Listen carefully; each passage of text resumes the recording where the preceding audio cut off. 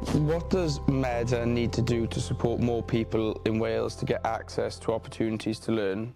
What's your vision for lifelong learning and second chances?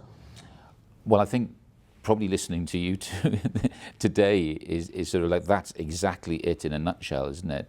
Despite the barriers that you've actually faced in your lives, you've found a pathway, a passport, I suppose, through education to achieve the things that you want to do. Your journeys are quite different.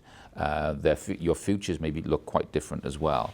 But what unites the two of you, I suppose, and I suppose there's a real message here for us in the post-16 world, is actually is to trying to help people to remove some of those barriers, to give people the support, to show people the opportunities and the power of education, because with it you can actually transform your own lives and the lives of others as well. And you're living proof of that, I suppose.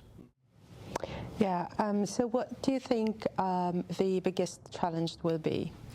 I suppose an easy answer is funding, because it's going to be really difficult. We know that over the next few years, and there's lots of ambitious plans that everybody will have for the future, but we know that things are going to be really tight and really, really difficult. But if we park that to one side for a moment, I think one of the challenges is sometimes we maybe need to think differently. Sometimes if we do things the way we've always done things, we get what we've always had. And I think that sort of, again, there are many more individuals like the two of you out there that maybe aren't seeing the possibilities in education that you've seen, that has got you onto the trajectory and the path that you're on.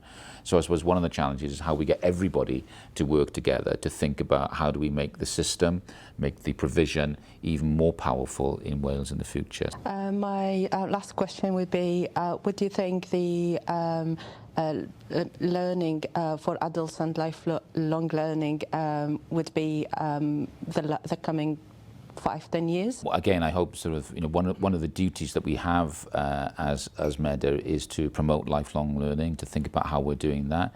There's work for us to do in Wales. We want more people to achieve higher qualifications. We want more people to be engaged in learning.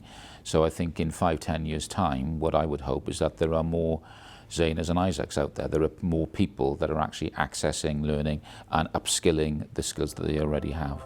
That's what success would look like, I think.